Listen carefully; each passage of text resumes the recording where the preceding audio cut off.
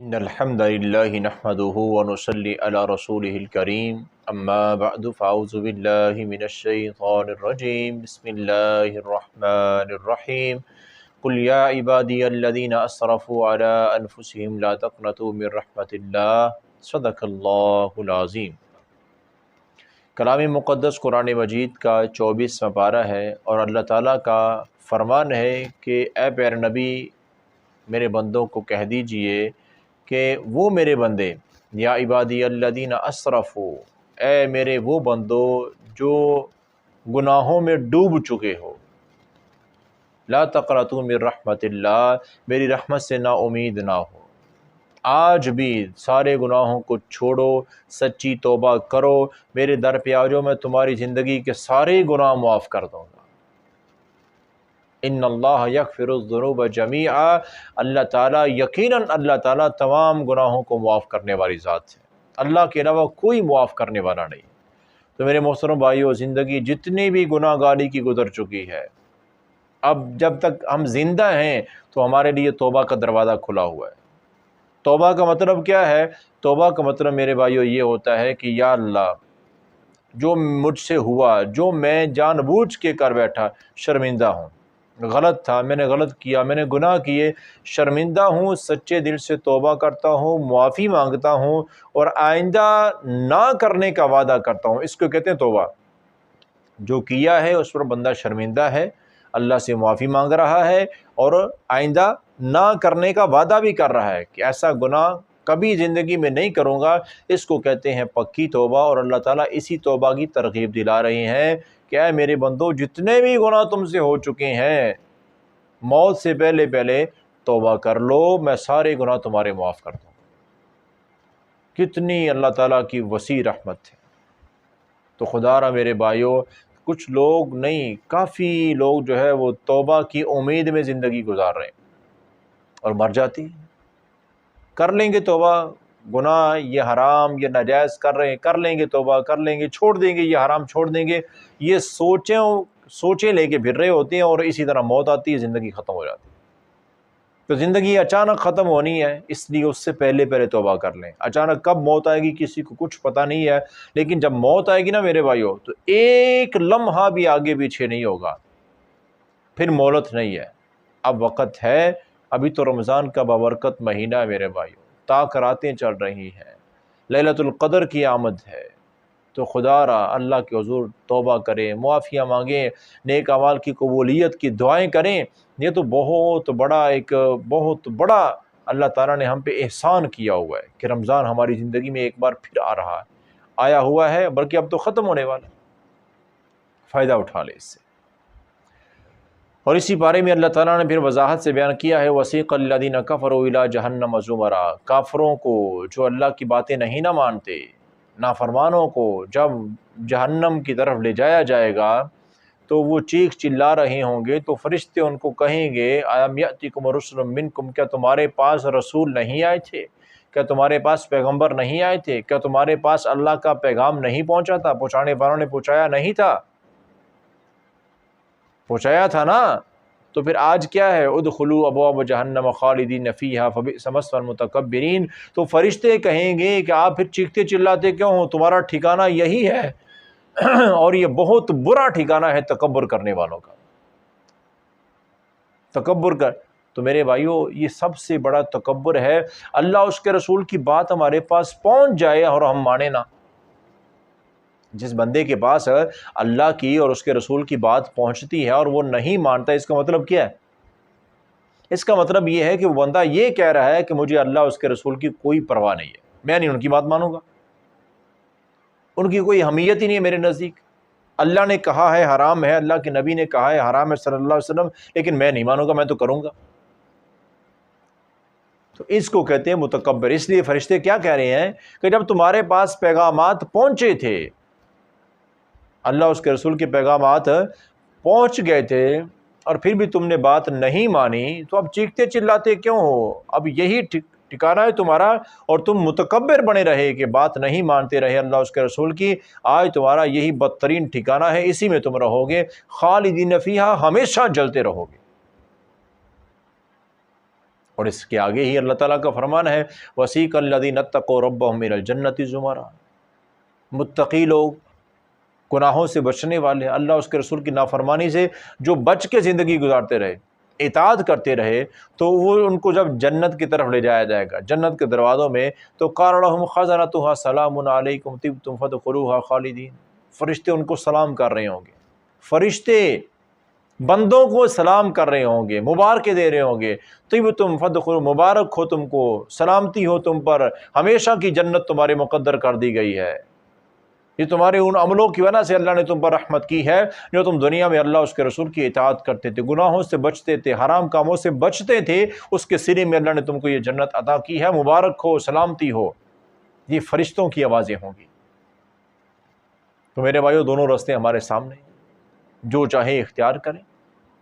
اللہ اس کے رسول کی نافرمانی کریں گے تو متکبر لوگوں میں شامل ہوں گی اور جہنم ٹھکانہ ہوگا، اگر گناہوں سے بچیں گے، اللہ اس کے رسول کی اطاعت کریں گے تو جنت کی خوشخبریاں اور فرشتوں کا سلام اور مبارکی ہوں گی۔ اور اسی بارے میں آگے چلتے ہوئے اللہ تعالیٰ کا فرمان ہے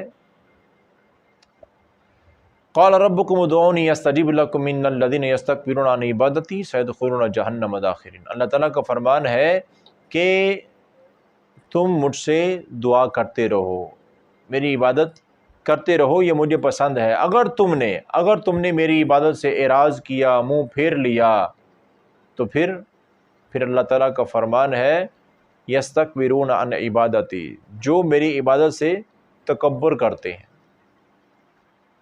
مطلب کیا ہے؟ اللہ نے حکم دیا نا نماز پڑھنے کا، تو نہیں پڑھیں گے، اچھے خاصی ہیں، تندرست ہیں، ٹائم بھی ہے، سب کچھ ہے، نہیں مانیں گے۔ اللہ تو کہتا رہے، ہم تو نہیں کریں گے۔ تو جو پھر اس طرح تکبر کرتے ہیں نا، اللہ تعالیٰ کہتے ہیں ذلیل کر کے جہنم میں ڈالوں گا ان کو، ساری دنیا کے سامنے ذلیل کروں گا، اور پھر جہنم کی اذیت ناک سزائیں ملیں گی ان کو۔ تو خدا را میرے بھائیو، نماز میں کوتاہی نہ کرو، جو اللہ نے عبادات فرض کی ہیں نا، ان میں کوتاہی نہیں کرنی، ورنہ انجام بہت برا ہو جائے گا۔ اور آگے چلتے ہوئے اللہ تعالیٰ کا اسی پارے میں فرمان ہے، 24ویں پارے میں، کہ قل ائنکم لتکفرون بالذی خلق الارض فی یومین وتجعلون له اندادا ذلک رب العالمین۔ اللہ تعالیٰ کا فرمان ہے کہ کیا تم اس ذات کے ساتھ کفر کرتے ہو، یا اس ذات کے تم لوگوں نے شریک بنا رکھے ہیں، شرک کرتے ہو، وہ ذات جس نے صرف 2 دنوں میں پوری زمین بنائی، خلق الارض فی یومین، 2 دنوں میں۔ بھئی اللہ تو کن کہتے زمین بن جاتی، کن فیکون، لیکن 2 دن۔ تو یہ میرے بھائیو بڑا تھوڑا وقت ہے۔ زمین پہ اگر غور کریں تو اتنا کچھ زمین کے اندر ہے، ہم سوچ نہیں سکتے۔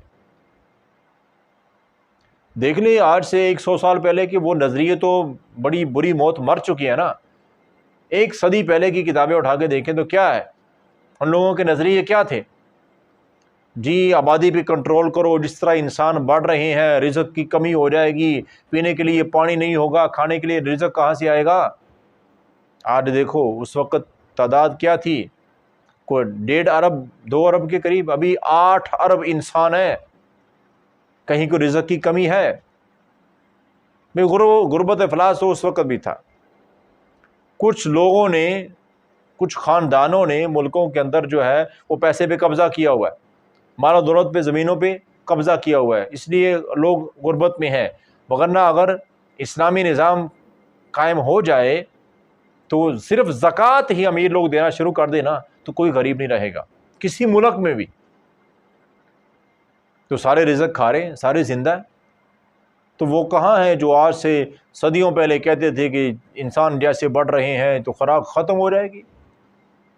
تو زمین میں میرے بھائیو اتنی نعمتیں ہیں، اتنا کچھ ہے کہ ہم سوچ نہیں سکتے ہیں۔ کچھ ابھی دریافت ہوا ہے، پتہ نہیں قیامت تک کتنا کچھ دریافت ہوگا۔ صرف 2 دنوں میں اللہ نے یہ سارا کچھ بنا دیا۔ ابھی تو زرخیز زمین کی بات کر رہے ہیں، ریگستانوں میں، پہاڑوں میں پتہ نہیں کون کون سی معدنیات ہیں، یہ تو ہم سوچ سے بالا تر ہے۔ کچھ تک انسان پہنچے ہیں، کچھ تک پہنچے کوئی نہیں۔ تو اللہ تعالیٰ کا فرمان ہے میں وہ ذات ہوں، ذالک رب العالمین، یہ ہے رب العالمین، تمام کائنات کا پالنے والا۔ اس کے ساتھ تم شرک کرتے ہو، تمہیں شرم نہیں آتی؟ اس کے ساتھ شرک کرتے ہو، اس ذات کے ساتھ کفر کرتے ہو جو رب العالمین ہے۔ اور پھر آگے چلتے ہوئے اللہ تعالیٰ کا فرمان ہے کہ فَأَمَّا عَادٌ فَاسْتَكْبَرُوا فِي الْأَرْضِ بِغَيْرِ الْحَقِّ، عاد کی قوم ایک گزری ہے، عاد کی قوم، اور انہوں نے تکبر کیا۔ تکبر بربادی کا سبب بنتا ہے میرے بھائی۔ انہوں نے تکبر کیا، کیا کہنے لگے؟ من اشد منا قوہ، ہم سے طاقتور کون ہے؟ اور واقعی وہ اتنے طاقتور تھے۔ آج ہمارے پاس بڑی بڑی مشینری ہے، اس مشینری کے ساتھ ہم پتھر توڑتے ہیں، اس کے چھوٹے چھوٹے ٹکڑے کرتے ہیں، پھر لا کے ہم ان پتھروں سے گھر بناتے ہیں۔ اور وہ قوم عاد والا کیا کرتی تھی؟ مشینری نہیں تھی اتنی بڑی ان کے پاس، اتنے وہ طاقتور تھے کہ وہ اپنے ہاتھوں سے پتھر توڑتے، یعنی حتون من الجبال، ہم تو پہاڑوں کے ٹکڑے کر کے لا کے گھر بناتے ہیں، وہ پورے پورے پہاڑ کے اندر ہی گھر بنا لیتے تھے، پہاڑ کو ہی گھر بنا لیتے تھے تراش کے، ایسی مضبوط قوم تھی۔ لیکن جب ان کے اندر تکبر آیا، جب تکبر آیا تو تباہ و برباد ہو گئے، تباہ و برباد ایسے ہو گئے کہ اللہ تعالیٰ نے کہا یہ تو دنیا میں تباہ تو ہوئے ہیں، تیز آندھی اور طوفان چلا اور سارے مر گئے، بڑی بری اور اذیت ناک موت مرے۔ اللہ تعالیٰ نے کیا کہا؟ وَلَعَذَابُ الْآخِرَةِ أَخْزَىٰ، اور قیامت کو جہنم کی صورت میں جو ان کو عذاب آئے گا نا، جو ان کو سزا ملے گی قوم عاد کو، وہ تو بڑی بدترین سزا ہوگی۔ تو خدا را میرے بھائیو، جتنی بھی طاقت ہے، جتنا بھی عہدہ ہے، جتنا بھی پیسہ، جو کچھ بھی ہے، جو کچھ اللہ کے سامنے کچھ نہیں ہے۔ کبھی یہ سوچنا ہمارے دماغ میں آ جائے کہ میں، مجھ سے بڑا کون ہے یا مجھ سے بڑا زیادہ طاقتور کون ہے؟ نہیں نہیں نہیں نہیں، اللہ کے سامنے کوئی کچھ نہیں ہے۔ چند لمحوں میں وہ پوری دنیا کو ختم کر دے، کوئی اسے پوچھنے والا نہیں اور کوئی اسے روکنے والا بھی نہیں ہے۔ اور پھر آگے چلتے ہوئے اللہ تعالیٰ کا فرمان ہے اسی پارے میں کہ ان الذین قالوا ربنا اللہ ثم استقاموا تتنزل علیہم الملائکہ، جو لوگ اللہ کہتے ہیں کہ مجھ پر ایمان لائے، پھر اس پر ثابت قدم رہے، تو پھر اللہ کہتے ہیں کہ ان پر فرشتے نازل، رحمت کے فرشتے نازل ہوتے ہیں، ان کو کوئی غم نہیں، کوئی خوف نہیں، ان کو دنیا کی زندگی بڑی پرسکون، بڑے اطمینان کی زندگی ہوتی ہے ان کی، اور آخرت کی زندگی، قیامت کے بعد جنت کی زندگی، اللہ تعالیٰ کہتے ہیں وَلَكُمْ فِيهَا مَا تَشْتَهِيهِ الْأَنفُسُ، جو چاہیں گے وہ ملے گا، جیسے چاہیں گے ویسے رہیں گے، نعمتیں ہی نعمتیں ہیں۔ لیکن اس کے لیے کیا ہے؟ دنیا میں اللہ پر جب ایمان لائے ہیں تو اس ایمان پر پھر ثابت قدم رہنا ہے، پھر اللہ اس کے رسول کی بات کو حرف آخر سمجھنا ہے، انہی کی اطاعت کرنی ہے پوری دنیا کو چھوڑ کر، پھر یہ انعامات اور صلے ملنے والے ہیں۔ اور اس پارے کی آخر میں اللہ تعالیٰ کا فرمان دیکھیے، فرمایا کہ وَمَنْ أَحْسَنُ قَوْلًا مِّمَّنْ دَعَا إِلَى اللَّهِ وَعَمِلَ صَالِحًا وَقَالَ إِنَّنِي مِنَ الْمُسْلِمِينَ، اس سے اچھا انسان کون ہو سکتا ہے؟ اس سے بہترین بات کس کی ہو سکتی ہے کہ جو لوگوں کو اللہ کی طرف بلاتا ہے، نیک اعمال کی دعوت دیتا ہے، نیک عمل کرتا ہے اور نیک اعمال کی دعوت دیتا ہے۔ میرے بھائیو، تبلیغ کا کام یہ بہت بڑا، یہ انبیاء کی سنت ہے، انبیاء کا کام ہے، نبیوں والا کام جو انسان کرتا ہے، تو اللہ تعالیٰ فرماتے ہیں اس سے بہترین بات کسی بندے کی ہو ہی نہیں سکتی۔ سب سے بہترین انسان اللہ تعالیٰ کہتے ہیں وہ ہے اس امت میں خاص کر کے جو انبیاء کے اس مشن کو جاری رکھتا ہے، تبلیغ کرتا ہے دین اسلام کی، لوگوں کو برائی سے روکتا ہے، نیکی کی دعوت دیتا ہے، تو اللہ کے نزدیک یہ بندہ بہت بڑا بلند مرتبہ رکھتا ہے۔ تو میرے محترم بھائیو، اللہ سے دعا ہے اللہ تعالی ہمیں بھی اس نیکی کی اور تبلیغ کے کام میں پیش رہنے کی توفیق عطا فرمائے۔ وما علیہ الا البلاغ۔